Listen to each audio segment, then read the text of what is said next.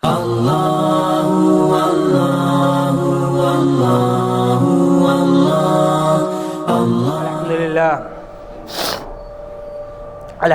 نحمده ونستعینه ونستغفره ونؤمن به ونتوکل علیہ ونعوذ باللہ من شرور انفسنا ومن سیئات اعمالنا من يهده الله فلا مضل له ومن يضلل فلا هادي له ونشهد ان لا اله الا الله واشهد ان محمدا عبده ورسوله اما بعد فإن خير الحديث كتاب الله وإن خير الهدي هدي محمد صلى الله عليه وسلم وشر الأمور محدثاتها وكل محدثة بدعة وكل بدعة ضلالة وكل ضلالة في النار. أعوذ بالله من الشيطان الرجيم. بسم الله الرحمن الرحيم. يا أيها الناس اتقوا ربكم الذي خلقكم من نفس واحدة وخلق منها زوجها وبث منهما رجالا كثيرا ونساء واتقوا الله الذي تساءلون به والأرحام إن الله كان عليكم رقيبا. يا أيها الذين آمنوا اتقوا الله حق تقاته ولا تموتن إلا وأنتم مسلمون. يا أيها الذين آمنوا اتقوا الله وقولوا قولا سديدا يصلح لكم أعمالكم ويغفر لكم ذنوبكم ومن يطع الله ورسوله فقد فاز فوزا عظيما. وقال الله تبارك وتعالى لن تنالوا البر حتى تنفقوا مما تحبون. رب اشرح لي صدري ويسر لي امري واحلل عقدة من لساني يفقهوا قولي. رب زدني علما رب زدنی علما رب زدنی علما. محترم حاضرین جمعہ، دینی ملی بھائیوں، عزیز بچوں، ماں اور بہنوں، اللہ رب العالمین کی تعریف، توصیف، کبریائی، بڑائی، بزرگی، حمد و ثنا، تحمید، تحلیل، تکبیر کے بعد بے شمار درود و سلام نازل ہوں انبیاء کرام کے سلسلے، بالخصوص نبی آخر الزمان، خاتم النبیین، سید المرسلین، محمد بن عبداللہ صلی اللہ علیہ وسلم پر. پروردگار قیامت کے دن ہمیں آپ کے جھنڈے کے نیچے جمع فرما اور ہمیں آپ صلی اللہ علیہ وسلم کی شفاعت نصیب فرما، آمین. حضرات، گزشتہ خطبہ جمعہ میں نے تکبر اور اس کے بد انجام کے تعلق سے کچھ باتیں رکھنے کی کوشش کی تھی. آج کے خطبہ جمعہ میں بھی انشاءاللہ اسی سلسلے کو آگے بڑھاؤں گا. اللہ رب العالمین نے انسانوں کو تکبر سے، غرور سے دور رہنے کے لیے تاکید فرمائی ہے، اور گزشتہ جتنی قومیں تباہ اور برباد ہوئیں، میں نے کئی مثالیں پیش کیں، ان میں ایک بنیادی اور بڑی وجہ تھی ان کا تکبر اور غرور میں مبتلا ہو جانا. یہاں تک کہ اللہ کے رسول صلی اللہ علیہ وسلم نے فرمایا کہ اللہ رب العالمین کے نزدیک تکبر کی سزا بڑی سخت ہے اور اس کے نزدیک یہ انتہائی برا عمل ہے.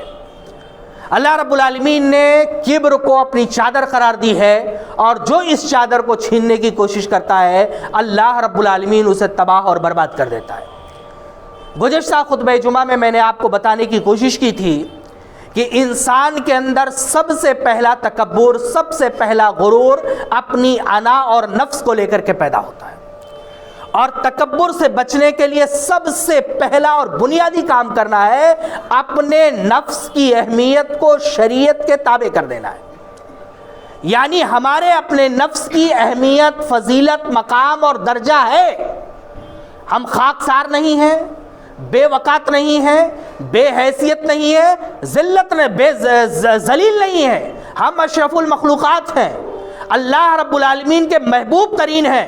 اللہ رب العالمین کے نزدیک ہمارا مقام اتنا بلند ہے کہ اس نے کائنات کی دو سب سے بڑی مخلوقات کو ہمارے سجدے کے لیے مجبور کیا ہے. لیکن ان تمام اہمیت اور حیثیت کے بعد ہمارے اپنے نفس کی طاقت اور قوت شریعت اسلامیہ کے تابع ہے. اللہ رب العالمین کا حکم آیا جھکنے کا، ہمیں جھک جانا ہے. اللہ رب العالمین کا حکم آیا کھڑے ہونے کا، ہمیں کھڑے ہو جانا ہے. اللہ رب العالمین کا حکم آیا سجدہ کرنے کا، ہمیں سجدہ کر لینا ہے. اللہ کا حکم آیا جم جانا ہے، اڑ جانا ہے، پیچھے نہیں ہٹنا ہے. ہم جم جائیں گے، اڑ جائیں گے، پیچھے نہیں ہٹیں گے. اللہ رب العالمین کا حکم آیا تنازل اختیار کر لیجئے، پیچھے ہٹ جائیے، اپنے نفس کو کمزور کر لیجئے، اپنے حق سے دستبردار ہو جائیے، ہمیں دستبردار ہو جانا ہے. گویا کہ نفس کے تعلق سے گزشتہ خطبہ جمعہ میں جو باتیں میں نے کہی تھی اس کا خلاصہ یہ سمجھیے کہ نفس کو کمزور اور ختم نہیں کرنا ہے، شریعت قطعاً اسے برداشت نہیں کرتی ہے۔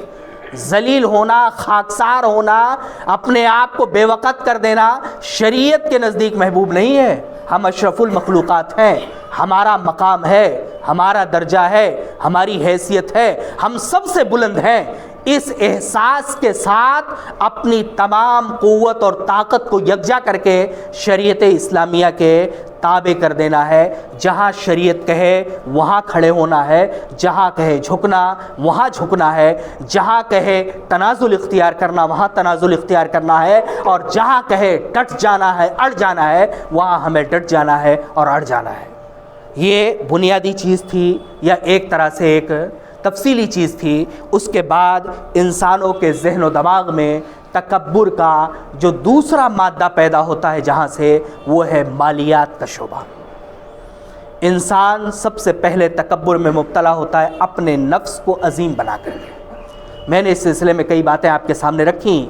دوسرا تکبر کرنے کا جو ذریعہ ہے جس کی وجہ سے انسان متکبر ہوتے ہوتے فرعون ہو جاتا ہے، وہ وجہ ہے اس کے مالیات کا شعبہ۔ مال میں جیسے جیسے ترقی پیدا ہوتی جاتی ہے، آدمی مالیات کے شعبے میں جیسے جیسے خود کفیل ہوتا جاتا ہے، مالیات کی فراوانی جیسے جیسے بڑھتی جاتی ہے، مال بے انتہا جیسے جیسے آنے لگتا ہے، ویسے ویسے انسان کے ذہن و دماغ میں بڑائی کا، عظیم ہونے کا، بلند ہونے کا، سب سے الگ ہونے کا، سب سے نمایاں ہونے کا جنون سوار ہو جاتا ہے، اور یہ جنون اسے مجبور کر کے اس راستے پر لے جاتی ہے جسے تکبر اور غرور کہتے ہیں۔ وہ اپنے مال کے نشے میں، اپنی اہمیت کے نشے میں، اپنے مالیات کے مضبوطی کے نشے میں نہ تو شریعت کو مانتا ہے، نہ کسی کے حق کو تسلیم کرتا ہے، نہ کسی کے احساس کو تسلیم کرتا ہے، نہ کسی کی بلندی کو تسلیم کرتا ہے، اور نہ ہی اللہ اور اس کے رسول کے احکام کو تسلیم کرتا ہے۔ اور جب مال کا نشہ چڑھ جاتا ہے، اور جب مال اس کے دل و دماغ پر تکبر کے راستے سے سوار ہو جاتا ہے، تو پھر اپنے اس مال کو بڑھانے کے لیے، اپنے اس مال کے شعبے کو وسعت دینے کے لیے، اپنے اس مال میں کشادگی پیدا کرنے کے لیے وہ شریعت کے ہر اصول کو پامال کرتا ہے، وہ شریعت کے ہر نظام کو توڑتا ہے، وہ دین کے ہر اصول کا جنازہ نکال دیتا ہے، اور ہر صورت اور ہر حالت میں اپنے مال کو بڑھانے کے لیے آگے بڑھتا ہے تاکہ اس کا تکبر، اس کا غرور زندہ رہ سکے، جس پر اسے فخر ہے وہ فخر کی بنیاد باقی رہ سکے، اور اس فخر کی بنیاد کو باقی رکھنے کے لیے اگر دنیا میں کشت و خون ہو جائے تو اس کے لیے کوئی معنی اور مفہوم نہیں ہے، دنیا میں تباہی اور بربادی آ جائے اس کے لیے کوئی معنی اور مفہوم نہیں ہے۔ اسی لیے دنیا میں آج جتنی جنگیں ہو رہی ہیں یا جتنے حالات پیدا ہیں، ان سب کے پیچھے مال ہے۔ جن جن علاقوں میں جنگیں مسلط کی گئیں، جن جن علاقوں میں حالات خراب کیے گئے، جن جن علاقوں کو تباہ اور برباد کیا گیا، اس کے پیچھے مذہب نہیں ہے، اس کے پیچھے کلچر نہیں ہے، اس کے پیچھے صرف اور صرف پیٹرول اور ڈیزل ہے، اس کے علاوہ کوئی چیز نہیں ہے۔ اور جب یہ نشہ چڑھ جاتا ہے اور اس نشہ اور غرور کو برقرار رکھنا ہوتا ہے تو لاکھوں اور کروڑوں لوگ مر جائیں، لاکھوں اور کروڑوں لوگ تباہ ہو جائیں، یہ غرور اور نشہ اترتا نہیں ہے۔ یہ فرد کی زندگی میں ہوتا ہے، حکومت کی زندگی میں ہوتا ہے، اور قوموں کی زندگی میں ہوتا ہے۔ ہم میں سے معمولی آدمی دولت کے نشے میں چور ہو کر کے پوری دنیا کو توہ بالا کرنے کے لیے کھڑا ہو جاتا ہے، شریعت کے تمام اصول کو بالائے طاق رکھنے کے لیے کھڑا ہو جاتا ہے، لیکن فرد ہوتا ہے، اس لیے حالات اتنے خراب نہیں ہوتے ہیں۔ جب یہی نشہ حکومتوں کو، قوموں کو، ملکوں کو اور علاقوں کو چڑھتا ہے تو افغانستان میں بہتا ہوا خون، عرب کے تمام ریاستوں کا بہتا ہوا خون، اور یہ ساری چیزیں ہمارے سامنے نظر آتی ہیں، اور ہمیں سمجھ میں آتا ہے دراصل مال نے ایک غرور پیدا کیا ہے، اور اس غرور کو پروان چڑھانے کے لیے اتنے انسانوں کی بلی دی گئی ہے۔ تفصیل میں نہ جاتے ہوئے میں یہ بتانے کی کوشش کروں گا کہ آخر میں اس غرور اور تکبر سے جو مال سے پیدا ہوتا ہے، ہمیں اپنے آپ کو روکنا اور بچانا کیسے ہے۔ ہمیں اس سے دور رہنے کے لیے کیا کرنا ہے؟ سب سے پہلا احساس بلکہ یقین کامل دل و دماغ میں پیدا کرنا ہے کہ یہ زمین بادشاہوں کی نہیں، اللہ کی ہے۔ یہ مال، یہ حکومت، یہ درجہ، یہ بلندی، یہ پیسہ، یہ مکانات، یہ بینک بیلنس ہمارا نہیں بلکہ اللہ رب العالمین کا ہے۔ علامہ اقبال نے ایک بہت پیاری نظم لکھی ہے اور ان کی آخری نظم ہے ابلیس کی مجلس شورا۔ اس میں ایک جو ہے ابلیس کی زبان سے جو مسلمانوں کے نظام کی سب سے بڑی خوبصورتی دکھائی گئی ہے، کئی چیزیں اس میں ایک بڑی خوبصورتی جو دکھائی گئی ہے، وہ ابلیس اپنے مشیروں سے کہتا ہے کہ انسانوں کے پاس یا سامنے اسلامی نظام کو کبھی نہیں کھڑا ہونے چاہیے، کبھی نہیں دکھنا چاہیے کہ اسلام ایک نظام حکومت دیتا ہے، ایک نظام حیات اور ایک نظام زندگی دیتا ہے۔ اگر یہ نظام، اگر یہ اصول انسانوں کے سامنے آیا تو ہمارے تمام بنائے گئے باندھ ٹوٹ جائیں گے، ہم نے تمام جتنی کوششیں کی ہیں وہ ساری کوششیں محروم ہو جائیں گی، برباد ہو جائیں گی۔ اس میں اس نے ایک بات کہی ہے کہ میں شکر ادا کرتا ہوں کہ انسان مسلمان خود اس اصول سے آگاہ نہیں ہے، اسے خود یقین نہیں ہے۔ اس میں ایک بڑی بات اس نے کہی ہے کہ اس سے بڑھ کر اور کیا ہو سکتی ہے کہ یہ زمین یہ بادشاہوں کی نہیں، اللہ کی ہے یہ زمین، بادشاہوں کی نہیں، اللہ کی ہے یہ زمین۔ اسلام کا یہ اصول بہت بلند ترین اصول ہے، اور تکبر مال سے نکلنے کا سب سے بڑا ذریعہ اور پہلا ذریعہ ہے دل کو کامل یقین دلانا کہ جو کچھ ہمارے پاس ہے وہ ہمارا نہیں بلکہ کس کا ہے؟ اللہ رب العالمین کا ہے، اس کی امانت ہے جو اس نے ہمیں دے رکھی ہے۔ اور جس دن یہ کامل یقین پیدا ہو جائے اس دن انسان کو مال پر تکبر ختم ہو جائے گا، اور مال کے تکبر کے نتیجے میں پنپنے والی تمام برائیاں ختم ہو جائیں گی۔ ہم میں، آپ میں، پوری دنیا میں یہ احساس ہے ہی نہیں کہ جو کچھ ہمارے پاس ہے وہ دراصل کس کی ہے؟ اللہ رب العالمین کی ہے۔ جو دیا ہے وہ اسی کا ہے، جو دے رہا ہے اسی کا ہے، اور جو کچھ دے گا وہی دے گا۔ تو جو چیز ہماری ہے نہیں اس پر غرور کیا مانا؟ جو چیز ہماری ہے ہی نہیں اس پر اکڑنا کیا مانا؟ جو چیز ہماری ہے ہی نہیں اس پر اترانا کیا مانا؟ وہ تو کسی اور کی ہے، ہم کرایہ دار ہیں، ہم اس کے امین ہیں، کیئر ٹیکر ہیں۔ جب اس کا دل ہے تب دے دیا، اور جب اس کا دل ہے لے لے گا۔ جس دن یہ احساس پیدا ہو جائے انسان کے اندر، زندگی کے بارے میں بھی اور مال کے بارے میں بھی، دونوں طرح کے تکبر سے وہ اپنے آپ کو نکال لے گا۔ زندگی بھی پروردگار کی امانت ہے، جب تک اللہ رب العالمین کی رضا ہے وہ دے گا، اور جب اللہ رب العالمین کی رضا ختم ہو جائے گی، سانسیں بند ہو گئیں اور دنیا سے ہمارا رابطہ ختم ہو گیا۔ اسی طریقے سے مال بھی اللہ رب العالمین کی عطیہ ہے، دیا ہوا شعبہ ہے۔ جب تک پروردگار دینا چاہتا ہے، جتنا دینا چاہتا ہے، جیسے دینا چاہتا ہے، جس طرح دینا چاہتا ہے، اللہ رب العالمین دے گا۔ ہماری حیثیت ایک امین کی ہے، اور امین سے زیادہ ہماری حیثیت نہیں ہے۔ جس دن مسلمانوں کے اندر یہ احساس پیدا ہو جائے کہ جو کچھ ہمارے پاس ہے اس کے ہم مالک نہیں ہیں بلکہ کیئر ٹیکر ہیں، اللہ رب العالمین کی دی ہوئی چیز ہے اور اللہ رب العالمین کے حکم کے مطابق اسے خرچ کرنا ہے، تمام طرح کے غرور اور تکبر کا سر کچل دیا جائے گا اور تمام طرح کے غرور اور تکبر ختم ہو جائیں گے۔ اللہ رب العالمین ہمیں کہنے سننے سے زیادہ عمل کرنے کی توفیق دے۔ وآخر دعوانا الحمدللہ رب العالمین۔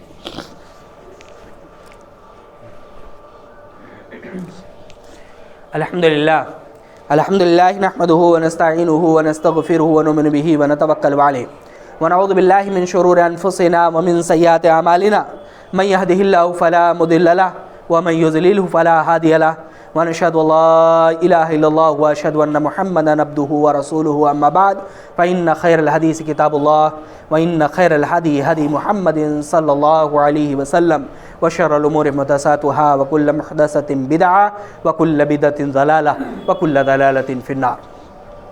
حضرات، مال کے تکبر کو اور مال کی برائیوں کو کمزور کرنے کا سب سے بڑا ذریعہ ہے دل میں یہ احساس بلکہ یقین کامل پیدا کرنا کہ جو کچھ ہمارے پاس ہے وہ اللہ رب العالمین کا عطیہ ہے. ہم اللہ رب العالمین کے محبوب بندے ہیں، اس لیے ہو سکتا ہے اس نے خوش ہو کر کے ہمیں دیا ہو. ایک تصور یہ ہے. اس لیے ہمیں اس کا شکر ادا کرنا چاہیے، اس کے سامنے اپنے آپ کو جھکا کر کے رکھنا چاہیے، اس کے سامنے آپ کو عاجزی میں رکھنا چاہیے، اس کا احسان مند ہونا چاہیے، اس کے احکام کی خلاف ورزی نہیں کرنی چاہیے، اس کے بتائے ہوئے راستے پر چلنا چاہیے.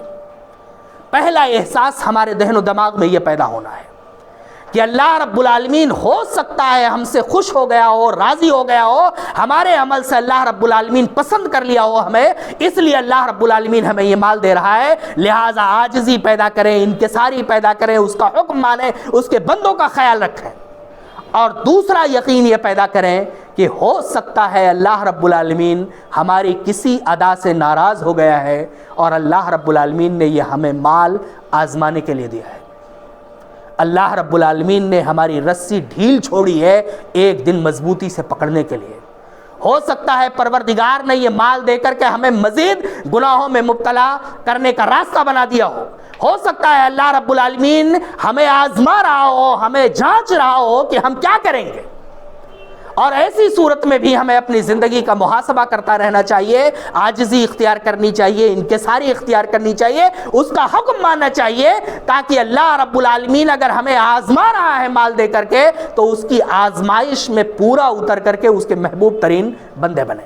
یہ پہلا نقطہ ہے جس پر ہمیں اور آپ کو اور پوری دنیا کو سوچنا ہے.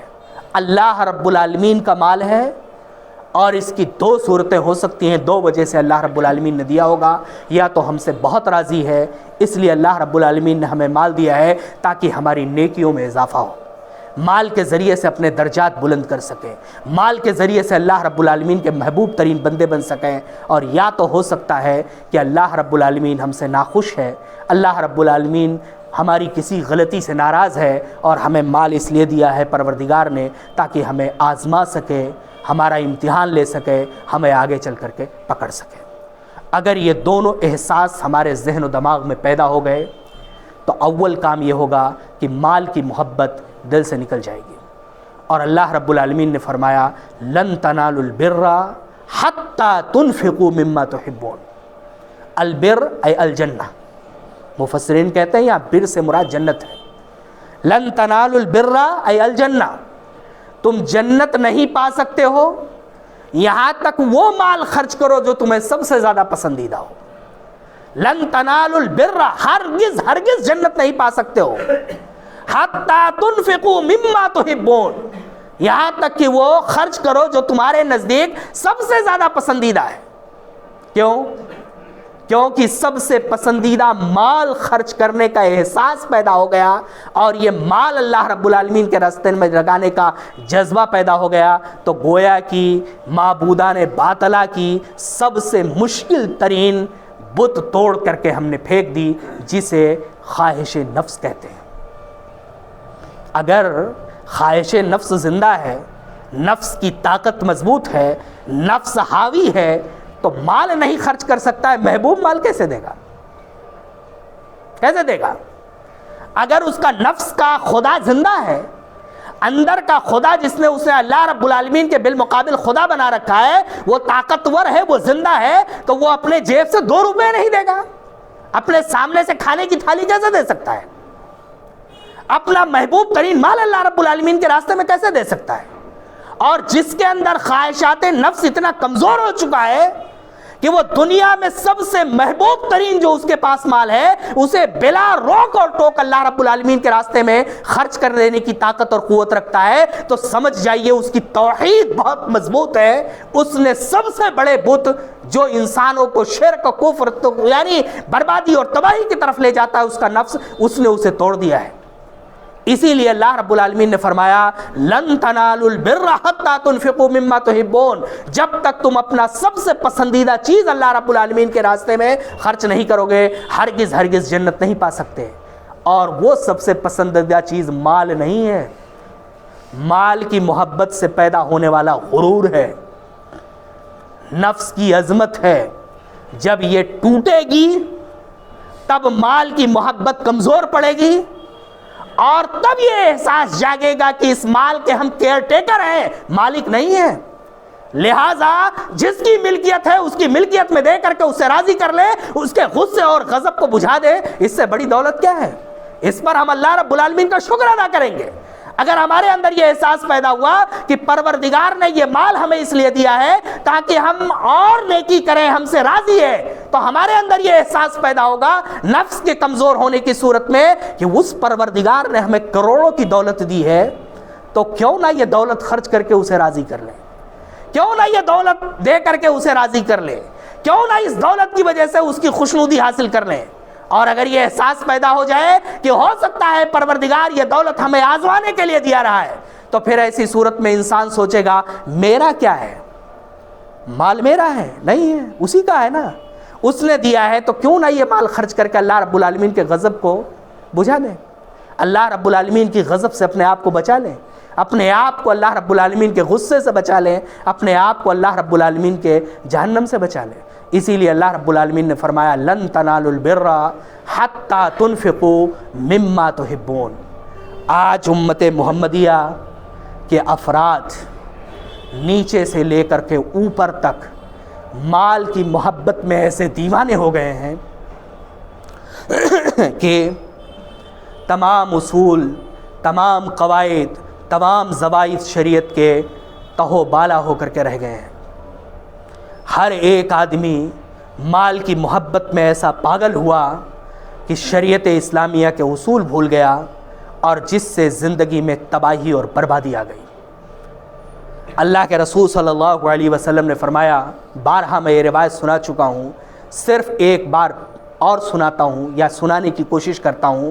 اس تناظر میں جو میں نے بتایا ہے، اس روایت سے بہتر کوئی اور روایت میری نظر میں نہیں آئی۔ اللہ کے رسول صلی اللہ علیہ وسلم نے فرمایا، صحیح مسلم کی روایت ہے کہ ایک مسافر دور دراز سے سفر کر کے آتا ہے، پریشان حال ہے، بال بکھرے ہیں، مشکل میں ہے، ہاتھ اٹھاتا ہے پروردگار کی طرف اور دعا کرتا ہے، اے میرے پروردگار یہ دے، اے میرے پروردگار وہ دے، اے میرے پروردگار یہ دے۔ اللہ رب العالمین کی طرف سے حکم آتا ہے، مطعمہ حرام، ملبسہ حرام، مشربہ حرام، وغذی بالحرام فأنی یستجاب لہ۔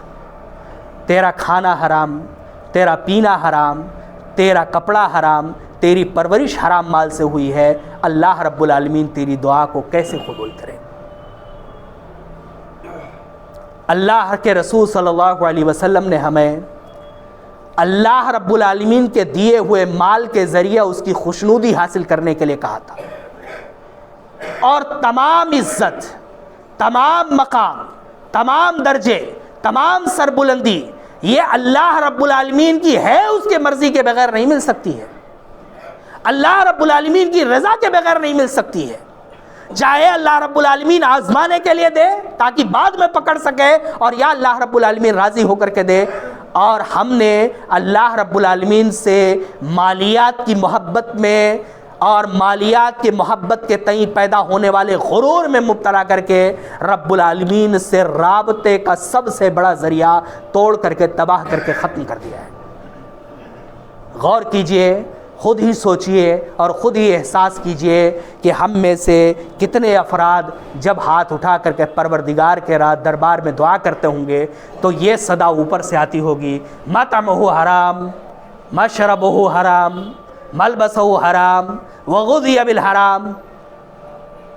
ہم نے دعا کے لیے ہاتھ اٹھایا، پروردگار ہمارے حالات درست کر دے، پروردگار ہم تباہی اور بربادی کے دہانے پر چلے گئے ہیں، ہماری مدد فرما، پروردگار ہماری آل و اولاد کو دین کی طرف لا، پروردگار ہماری روزی روٹی میں برکت دے، پروردگار ہمیں آل و اولاد کی نعمت دے، پروردگار ہمیں زندگی میں آگے بڑھنے کا جذبہ دے، پروردگار ہم پریشان ہیں، مصیبتوں میں ہیں، مسائل میں ہیں، مشکلات میں ہیں، اللہ رب العالمین ہماری مدد فرما۔ ہماری دعا کے بعد پروردگار کے طرف سے حکم آ جائے، مطعمہ حرام، ملبسہ حرام، وغذی بالحرام فأنی یستجاب لذلک، پھر کیا حالت ہوگی؟ اور کتنے ایسے لوگ ہیں جو دل سے یہ کہہ سکتے ہیں کہ پروردگار سے یہ دعا آواز نہیں آتی ہوگی، ہماری دعاؤں کے جواب میں یہ صدا نہیں آتی ہوگی، تیرا کھانا حرام، تیرا پینا حرام، تیرا کپڑا حرام، تیری غذا حرام، تیری پرورش حرام، دعا کیسے قبول کی جائے؟ یہ کہاں سے پیدا ہوا؟ رب العالمین سے رابطے کا ذریعہ ہم نے توڑ دیا۔ جبریل نہیں آنے والے، وحی نہیں آنے والی، نبوت نہیں آنے والی، اللہ سے ہمارے رابطے کا ایک ذریعہ تھا دعاؤں میں اسے مجبور کرنا، یا مجبور کا لفظ شاید بہتر نہیں ہوگا، دعاؤں میں اللہ رب العالمین کی رحمت کو متوجہ کرنا، دعاؤں میں اللہ رب العالمین کی شفقت کو اپنی طرف متوجہ کرنا، اور ہم نے مالیات کی محبت میں، مال کے غرور میں مبتلا ہو کر کے وہ راستہ اور وہ ذریعہ توڑ دیا، اور پھر اس کا خمیازہ ہم بھگت رہے ہیں۔ لہٰذا سب سے پہلے یہ احساس پیدا کیجئے، یقین کامل پیدا کیجئے کہ جو کچھ مال ہے وہ اللہ رب العالمین کا ہے، اس نے دیا ہے۔ اور پھر جب یہ احساس پیدا ہو جائے، دل میں جاگزی ہو جائے، تو پھر دو کام کیجئے۔ اللہ رب العالمین کو راضی کرنے کے لیے اس مال کو بے زرع خرچ کیجئے، استعمال کیجئے، اور اللہ رب العالمین کے غضب اور غصے سے بچانے کے لیے بھی اس مال کو بے زرع استعمال کیجئے۔ یہی دو راستے اختیار کیجئے۔ یہ یقین پیدا کیجئے کہ یہ مال ہمارا نہیں، اللہ رب العالمین کا ہے جو ہمارے پاس امانت پر رکھا ہوا ہے، اور اس امانت کا حق ادا ایسے کرنا ہے کہ اللہ رب العالمین کو راضی کرنے کے لیے اسے بے زرع خرچ کرنا ہے، اور اللہ رب العالمین کے غصے کو بجھانے کے لیے، غضب کو بجھانے کے لیے، غضب سے بچنے کے لیے اس مال کو بے تحاشا خرچ کرنا ہے۔ اللہ رب العالمین کے راستے میں خرچ کرنے کا مطلب مسجد اور مدرسہ بنانا ہی نہیں ہے، وہ بھی ایک کام ہے، اور آل و اولاد کی پرورش بھی ایک کام ہے، ان کی صحیح، اچھی، بہترین تربیت کرنا بھی شریعت کا کام ہے، یہ بھی ثواب ہے، یہ بھی اللہ رب العالمین کے رضا کا ذریعہ ہے، یہ بھی اللہ رب العالمین کو خوش کرنے کا ذریعہ ہے۔ اور یہی سے یہ احساس پیدا ہوتا ہے کہ امت محمدیہ میں مال کمانا ایک فضیلت کا سبب ہے۔ جتنا زیادہ مال کمائیں گے، مال کمانے کی کوشش کریں گے، شریعت میں عبادت کے درجے میں ہے اگر اس کے حقوق کو آپ ادا کرتے ہیں۔ مال کمائیے اور اسے اللہ کے راستے میں خرچ کیجئے، اس کو راضی کرنے کے لیے۔ آپ کا غرور، آپ کا تکبر ٹوٹ جائے گا۔ اور راضی کو رکھنے کے لیے خرچ کیسے کیجئے؟ اس کے راستے میں، جسے ہم اپنے اصطلاح میں کہتے ہیں، حالانکہ سارا راستہ اسی کا ہے، مسجد بنانے سے لے کر کے، غریب اور فقراء کا خیال رکھنے سے لے کر کے، اپنی آل و اولاد کی بہترین پرورش کرنا، یہ اللہ رب العالمین کے راستے میں خرچ کرنا ہے۔ بخیلی مت کیجیے، نہیں تو یہی غرور اور یہی تکبر ہے۔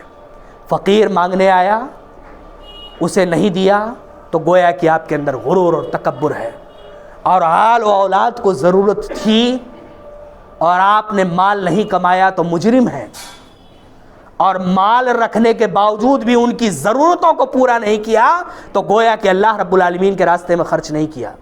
نبی کریم صلی اللہ علیہ وسلم نے فرمایا کہ تم میں سے کوئی آدمی جو لقمہ اپنی بیوی کے منہ میں ڈالتا ہے وہ صدقہ ہے، کیونکہ اللہ رب العالمین کا حکم ہے، یہ اس کے حکم کے لیے مال خرچ کیا۔ اور اللہ رب العالمین کے غضب میں مت خرچ کیجئے، یا اس کے غضب کو روکنے کے راستے میں مت خرچ کیجئے۔ جہاں خرچ کرنے سے اس نے روکا ہے اس مال کو وہاں مت خرچ کیجئے۔ یہی ہے مال کا حق، اور یہی ہے دراصل مال کو خرچ کرنا، اور جس کے ذریعے سے مال کی محبت ہمارے ذہن و دماغ سے نکل جائے گی۔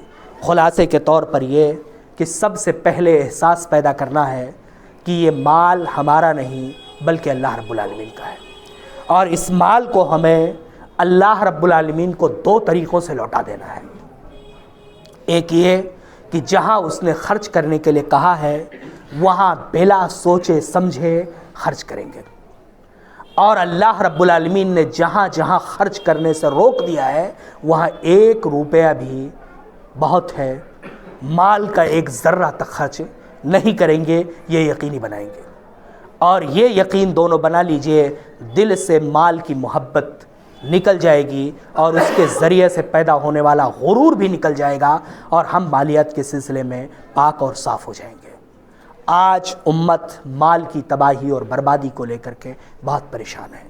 ایک طرف ہم نے اللہ رب العالمین کو ناراض کر لیا ہے، دوسرا ہم نے بازاروں میں، علاقوں میں، مارکیٹوں میں بحیثیت مسلمان اپنی اہمیت اور حیثیت کھو دی ہے۔